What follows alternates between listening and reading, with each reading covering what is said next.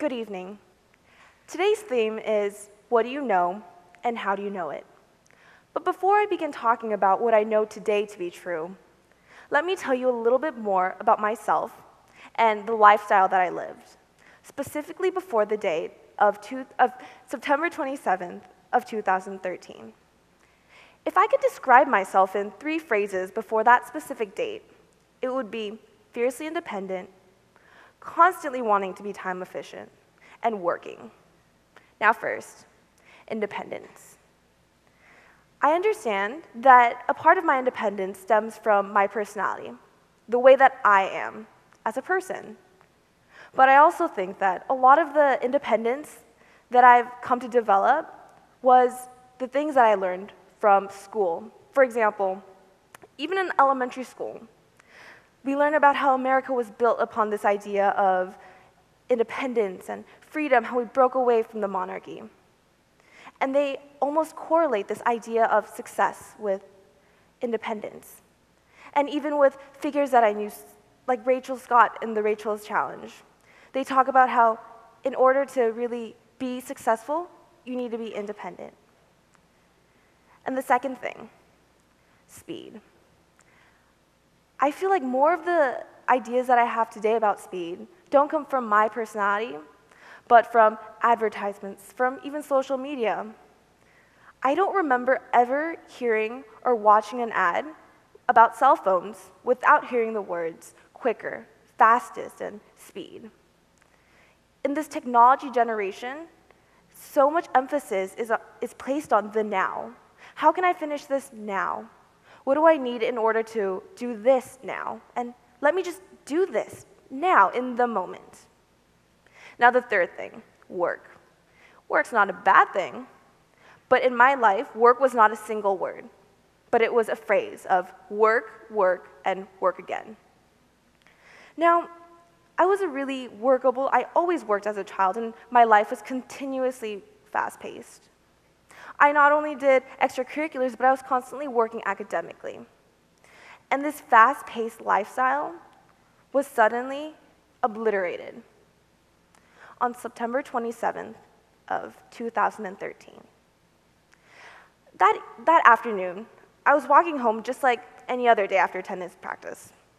And I was crossing the sidewalk right outside this auditorium. And an SUV driver had not seen me and did not brake at all. So when the SUV, hit me as I was walking, I not only left a dent in the car, but also shattered one of the headlights with my left knee. Now, because this car did not brake, the car continued to move forward. And the momentum of this collision caused me to land 20 feet away from the location of my impact, or the impact location. After this event, I was completely different because I was forced to be. I was forced to not only shift back to a slower life pace, and this pace was almost non-existent because I had to lay in bed for weeks and weeks. I couldn't walk, and I couldn't interact with others. They wouldn't even let me read or listen to music because they told me it overstimulated my mind. And so basically, I was confined to my bed. And keep in mind, in this bed, I could either sleep or eat or just think. So I basically felt like I had an infinite number of hours to think. And this infinite number of hours was accompanied by the side effects of my post-traumatic stress disorder.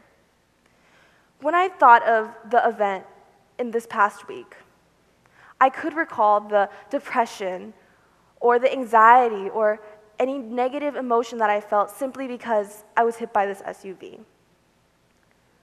But when I think about what this event has truly gifted me with, I can only think about the positive things. So first, I mentioned independence. And I really admit this independence came from myself, but I was fiercely stubborn about it. And the one event that really changed my perception on being independent was the basic chore almost of showering. Now, showering, I could do everything by myself. It's almost the epitome of independence. But keep in mind, when I fell off the car and landed 20 feet away, I fell on the right side of my body. So the entirety of my right side was scraped.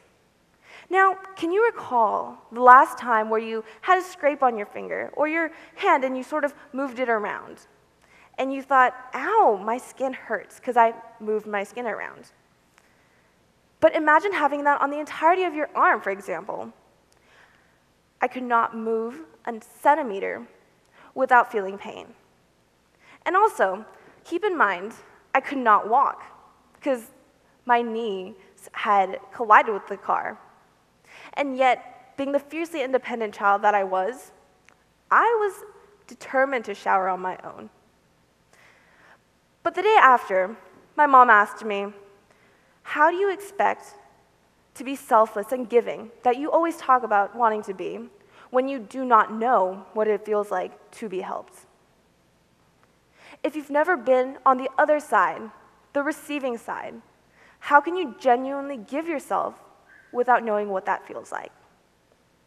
And that's how I changed my perception of independence. Now the second thing, speed and this desire I had for efficiency. I was constantly running from tennis practice to orchestra or back to school, but I couldn't. Physically, I couldn't, obviously, but also mentally. A lot of people think that car accidents are mainly bruises and cuts and maybe broken bones.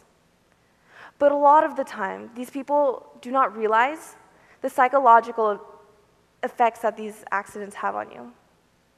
The depression that I felt, the anxiety that I felt, and the pure exhaustion. It was impossible for me to even attend one period of class without feeling like I needed to sleep for the next 4 hours. And I had missed about a half of my first semester. So upon returning, I was not only living in the past academic life, but also the current. While making up past homework and past tests, I had to do the present for all 6 of my classes. And I couldn't be efficient. It was impossible for me to study the way I had, to sit down and just finish everything like the way I was used to. But then I realized it's okay. Efficiency doesn't mean for me to finish things quickly as possible, but it's to be able to do something to the best that you can with feeling satisfaction. I don't need to finish my homework in 1 hour anymore. I just need to know that I'm content and satisfied with how efficient I had been. Now the third thing, working. The 3 works. 2 of those works were replaced by a single word, live. You hear, work harder. You want to get to the top. Work harder because you'll get better results. Have you ever heard of live harder? Live. And this is how I realized that you don't need 3 works, you just need 1. And the other 2, you just need to live. But with my speech, I do not want to say that the beliefs that I hold today are superior to those I had before. Because the dichotomy between what I had before and what I have today, that just enhances what I know today to be true for myself. But I want to leave you with a challenge. Not believe what I believe or try to be more independent or less independent. What do you know?